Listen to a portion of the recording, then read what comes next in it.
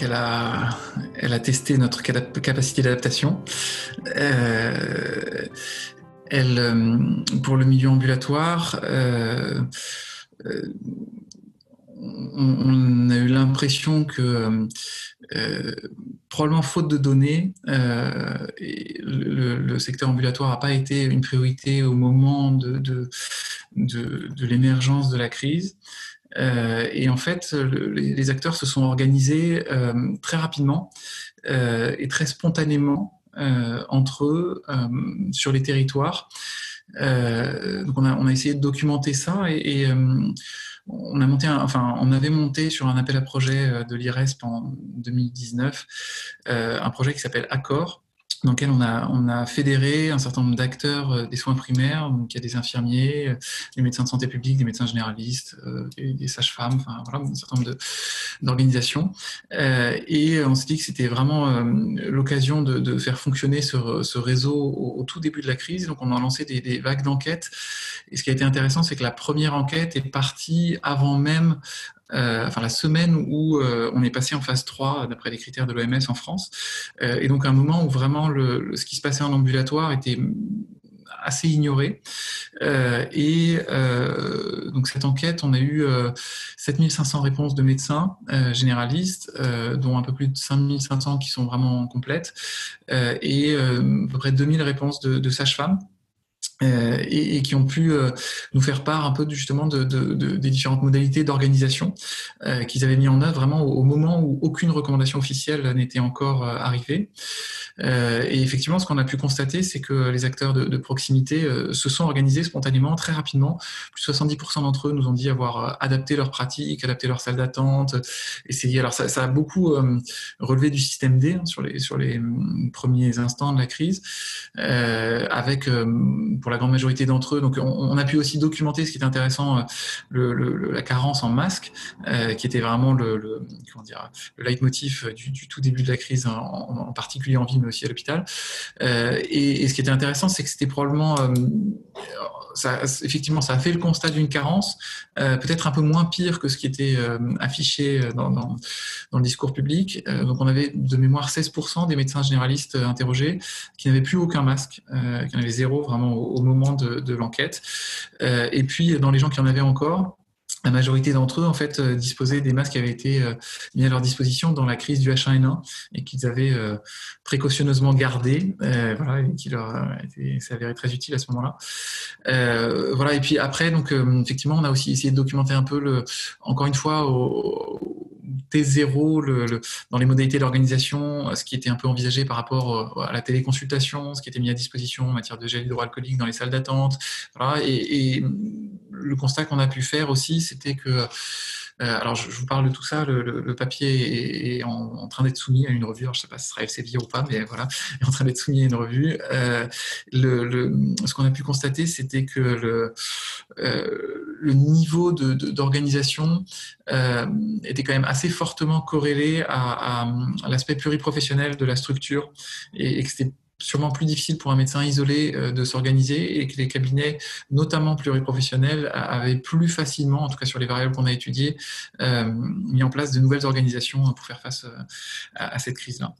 Voilà, donc ça, c'est par rapport à la première vague d'enquête. Puis après, on a fait une nouvelle vague d'enquête uniquement à destination des structures, parce que justement, on avait identifié que dans les structures, il y avait des choses qui se jouaient. Donc là, ça a été vraiment fait avec les coordinateurs des structures pluriprofessionnelles. On a une enquête très, très détaillée et très fine, qui est en cours d'analyse. Puis une deuxième vague. Alors, ce qui est intéressant, c'est que en même temps, vous l'avez vu, l'adresse a adressé à son panel une vague d'enquête aussi autour du Covid, mais du coup un petit peu plus tardive.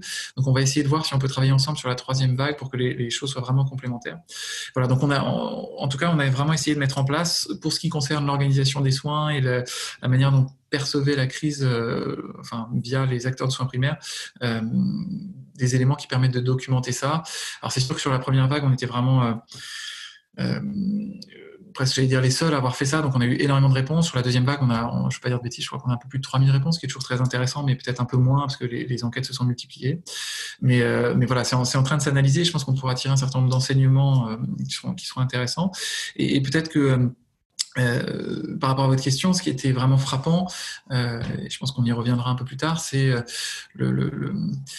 finalement la pauvreté des données dont on disposait en ambulatoire.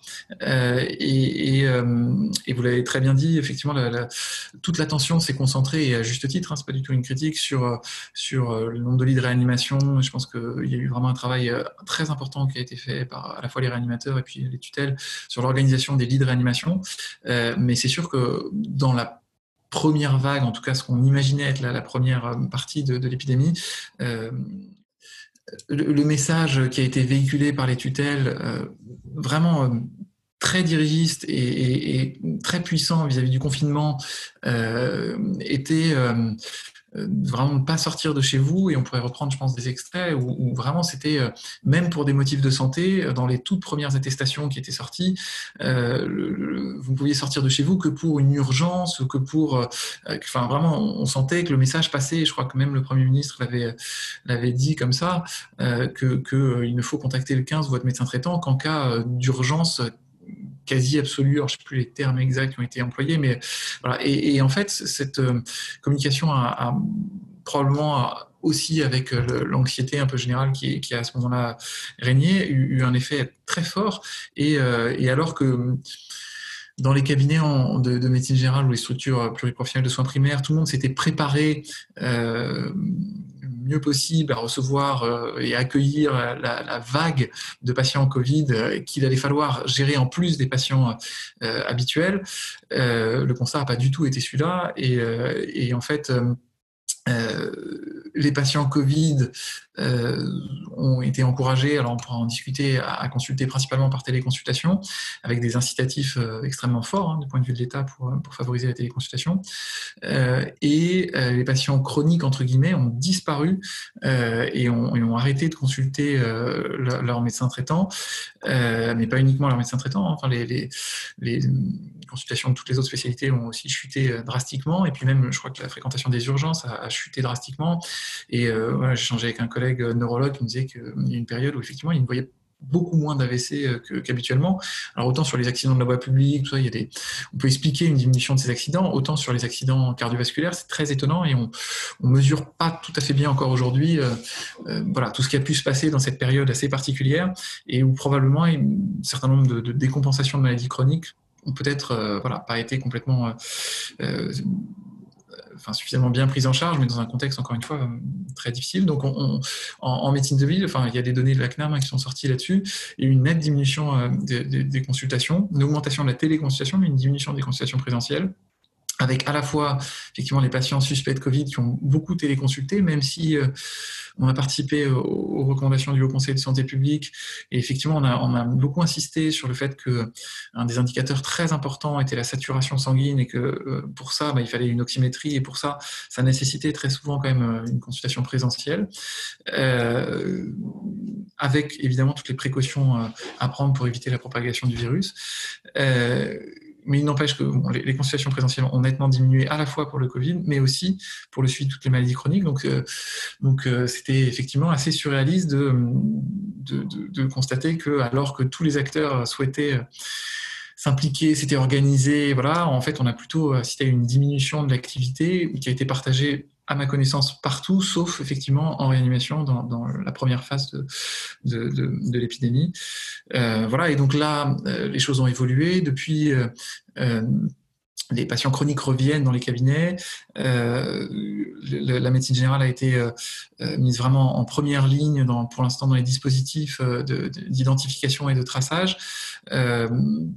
Et donc, tout le monde se prépare à la deuxième vague, mais qui pour l'instant ne pointe pas son nez, et espérons qu'elle n'arrivera pas. Mais effectivement, voilà, l'activité se restructure pour pouvoir à la fois resuivre les patients chroniques qui ont un peu disparu pendant toute cette période, et puis se préparer à une éventuelle deuxième vague, et en tout cas participer activement aux stratégies d'identification et de traçage de patients infectés. Pour l'instant, tant mieux, les données épidémiologiques sont plutôt rassurantes, mais je pense que voilà, s'il y a bien une leçon aussi qu'on doit tirer de cette crise, c'est que il faut rester modeste et prudent pour la suite, et donc je n'avancerai pas plus sur la suite de l'épidémie. Donc le 14 mars se tenait au siège du CNGE, on était encore avant le confinement, le conseil d'administration, et effectivement, on a eu de nombreuses questions. L'ordre du jour du conseil d'administration a été complètement bouleversé et pour évoquer très largement la question du Covid.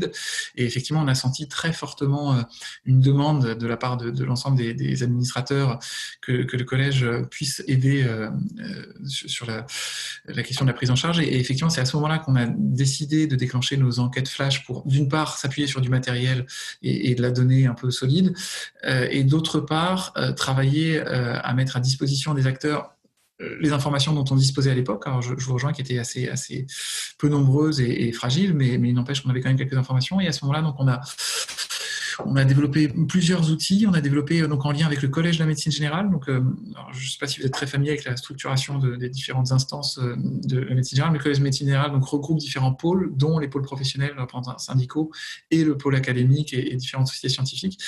Donc, on a travaillé de concert avec le Collège de la médecine générale pour mettre en ligne un outil qui s'appelle CoronaClick sur le site du Collège de la médecine générale.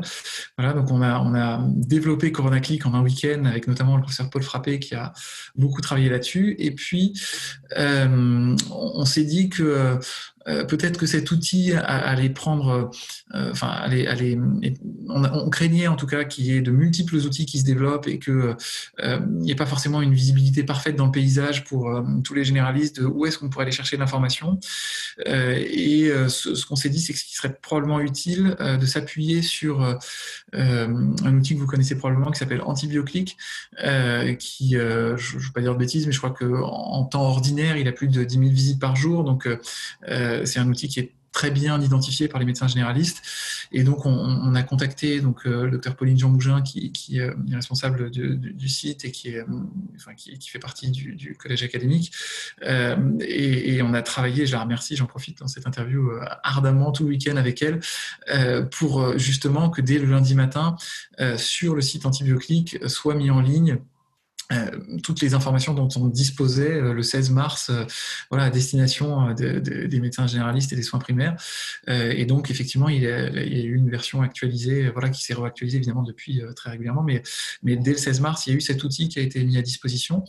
CoronaClick, qui aussi, alors je ne vais pas dire de bêtises, je crois que c'est aussi le 16 mars qu'il a été officiellement lancé, pour que les médecins généralistes, à partir du moment où on entrait en phase 3 et où les tutelles allaient effectivement préconiser de nouvelles modalités de prise en charge, que les médecins généralistes aient quand même quelques éléments avant que des recommandations officielles n'apparaissent.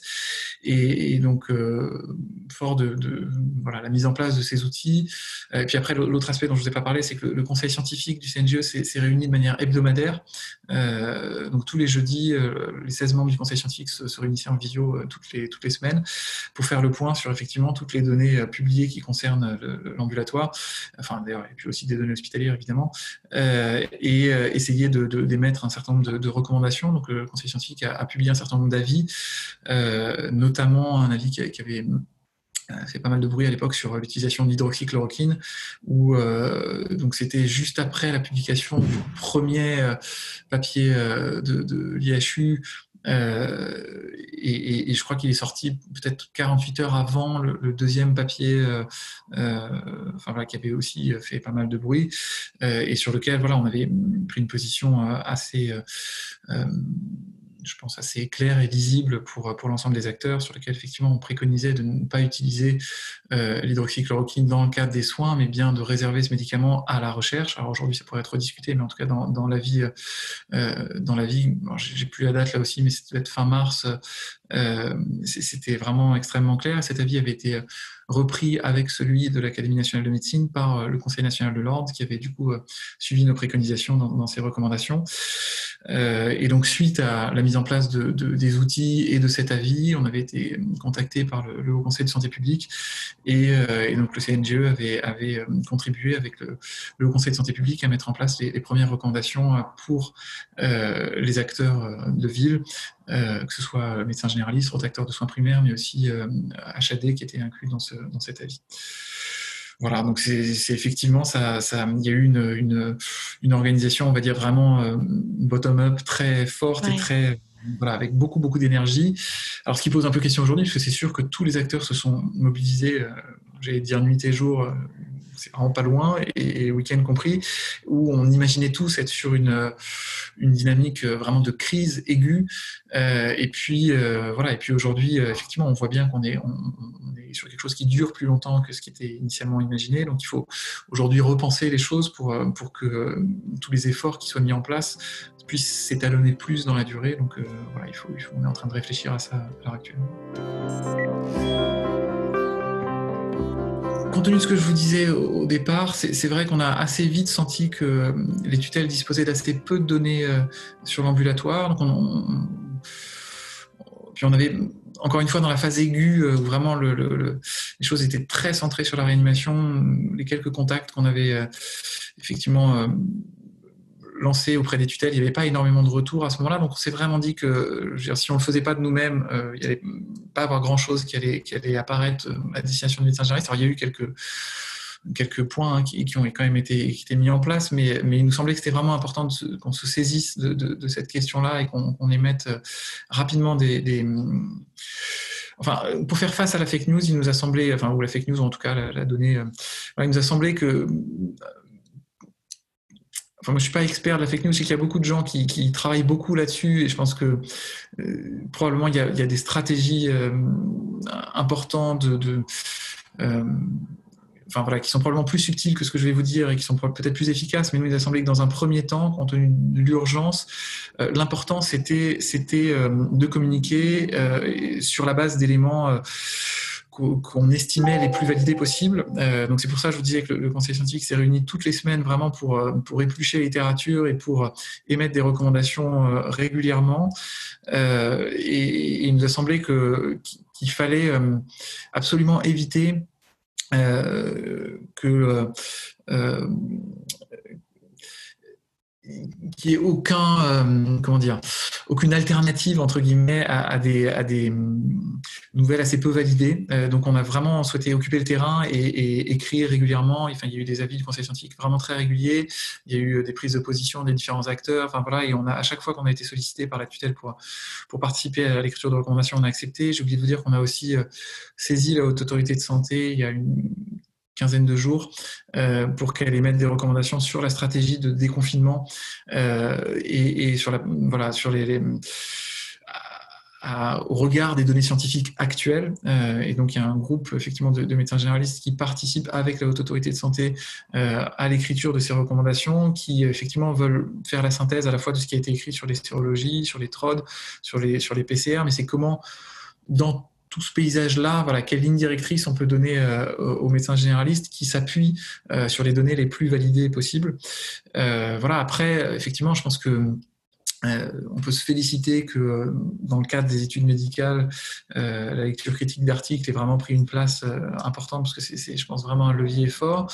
Et puis on peut aussi se féliciter qu'il y ait eu une dynamique d'universitarisation de la médecine générale où voilà, c'est quand même probablement l'ADN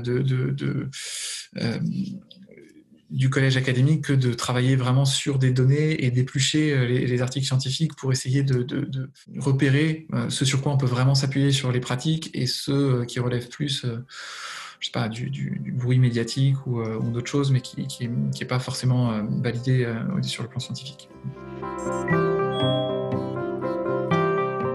Le collège académique, il fédère 12 000 maîtres de stage. Donc notre première cible de communication immédiate, ça a été cela. On a une liste de diffusion d'environ 19 000 contacts, je crois, si je ne dis pas de bêtises. Donc tous les avis, dès qu'il y avait une recommandation qui sortait, tout ça, donc à diffuser auprès de ces 19 000 personnes. Après, effectivement, il y a eu un lien très fort entre le collège académique et le collège de la médecine générale, qui fédère, comme je le disais, notamment l'ensemble des syndicats et des autres sociétés scientifiques, pour qu'on arrive effectivement à diffuser le mieux possible auprès de l'ensemble des structures. Puis c'était important qu'effectivement les structures syndicales puissent aussi communiquer directement auprès de leurs adhérents. Donc on a essayé vraiment de communiquer très régulièrement, et enfin, je pense que vraiment on a fait des points pluri-hebdomadaires systématiques depuis le début de l'épidémie pour que l'info puisse diffuser au mieux. pas toujours extrêmement simple. Puis comme je vous le disais aussi au début, il y a eu ce consortium, donc Accor, qui intégrait un certain nombre d'acteurs de soins primaires. Et là aussi, on a essayé de faire des points réguliers pour que l'information diffuse au-delà des médecins généralistes, mais aussi d'autres acteurs de soins primaires. Notamment dans Accor, il y a les infirmières Asalée qui en font partie, enfin, un département universitaire de maïeutique, et donc pour que effectivement on puisse échanger au mieux. On échange assez régulièrement aussi avec le président du collège des sages-femmes. Donc voilà, on essaye de effectivement diffuser, mais c'est sûr que c'est complexe la question de la diffusion de l'information et que on s'est probablement plus concentré sur le fond de l'information et sur à éplucher les articles et le contenu scientifique qu'on voulait diffuser que sur les modalités de forme de diffusion. Ce qu'on a, voilà, la ligne directrice qu'on a toujours voulu suivre, c'était de faire les choses en cohérence et en transparence vis-à-vis des différentes structures, et donc on a vraiment essayé de le faire.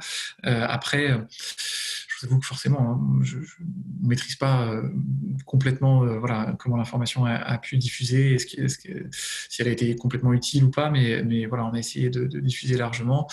Après, voilà, on peut se dire que si on a une liste de diffusion de 19 000 médecins via le CNGE, que le collège par l'ensemble des syndicats et les autres structures scientifiques, je ne sais pas exactement combien de personnes y touchent, mais en tout cas plusieurs dizaines de milliers, c'est sûr. Il y a une base aujourd'hui en France estimée par l'assurance maladie entre 50 et 60 000 médecins généralistes en exercice. Donc voilà, on peut dire qu'une majorité d'entre eux ont eu des informations. Je ne peux pas vous garantir que ce soit l'intégralité. Cette crise nous a vraiment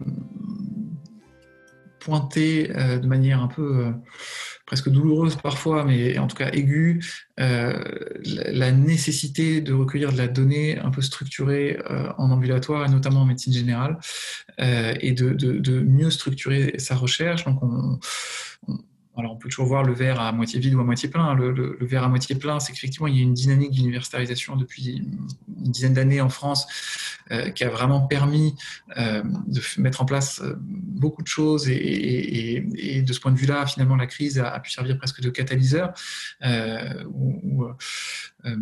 Enfin, il y a eu des liens qui ont été extrêmement constructifs avec tout un tas d'interlocuteurs, et le développement de la recherche s'est probablement accéléré en médecine générale. On n'a jamais eu autant de dépôts PHRC, ANR, enfin toutes sortes de projets. Et vraiment, enfin, je pourrais vous transférer, si vous le souhaitez, tous les projets en cours en médecine générale. Il y en a vraiment beaucoup, et je pense que c'est extrêmement intéressant. Donc ça a été un point entre guillemets positif. Après, c'est sûr que ça fait plusieurs années qu'on essaie de travailler à ce que la donnée ambulatoire puisse être structurée dans le cadre des métiers. Il y a des projets qui sont en cours qui vont dans ce sens-là, et c'est vrai que on a fortement regretté une certaine inertie de la part de différentes tutelles de ce point de vue-là, et qui a fait qu'au moment de la crise du Covid, on n'a pas pu être en capacité de remonter des chiffres vraiment fiables et valides sur ce qui se passait en ambulatoire. Alors voilà, les choses évoluent très vite. On travaille de manière, je pense, très efficace avec tout un tas d'acteurs sur le sujet aujourd'hui. Et on peut espérer que s'il devait y avoir une deuxième vague ou d'autres situations épidémiques, on aura beaucoup appris de cette crise-là. On travaille notamment avec l'Agence numérique en santé pour avoir une codification un peu structurée. Donc je pense vraiment qu'il y a des choses qui se passent, qui seront structurantes pour la suite, mais voilà, on a aussi dû faire le constat d'un certain retard qui avait été pris dans les années précédentes sur la dynamisation et la structuration de la recherche en ambulatoire. Donc ça, je pense que vraiment c'est le premier point qui aussi a beaucoup évolué, et j'espère que cette dynamique va se poursuivre, parce que je pense qu'il y a des choses intéressantes qui se sont ancrées, et franchement, vraiment, on a beaucoup travaillé pour ça. Alors je sais pas, il y avait 3 points, c'est ça, je sais pas si je vous en faire 3, mais en tout cas le deuxième point qui me semble extrêmement important, et peut-être en lien direct avec votre maison, c'est que je pense qu'il y a eu un équilibre difficile à trouver entre l'envie d'aller très vite, l'envie d'apporter de la donnée quasiment en direct, et le risque de parfois court-circuiter la validation scientifique qui forcément exige un tout petit peu de temps et tout le système voilà, qui a été mis en place. C'est sûr voilà, tout le bruit autour des préprints et des prépublications. Enfin, je pense que vraiment cette crise doit nous faire réfléchir à effectivement accélérer un certain nombre de dossiers, de modalités de financement de projets de recherche. Et là aussi, il y a beaucoup de choses qui se réfléchissent aujourd'hui. Enfin, il y a une mission aujourd'hui qui a été diligentée au professeur Rossignol là-dessus, sur comment accélérer dans le cas de la crise les essais cliniques. Et c'est extrêmement important. Pour autant, je pense qu'il faut vraiment qu'on garde en tête de ne pas confondre vitesse et précipitation. Et je pense que un des points qui a vraiment généré de la fake news, ça a été cette précipitation dans la communication, avec la course à vouloir être le premier à voir voilà, la breaking news voilà, qui a trouvé le remède miracle. Et je pense que la démarche scientifique ne peut pas voilà, se satisfaire de ce type d'annonce un peu en grande pompe qui est pas validé d'un point de vue vraiment rigoureux. Voilà, donc je pense il faut qu'on garde ça en tête. Voilà, on l'avait vécu dans des crises précédentes, mais il faut, notamment avec les éditeurs, je pense vraiment mettre des garde-fous autour de ça, parce que c'est je pense, potentiellement un peu déstructurant.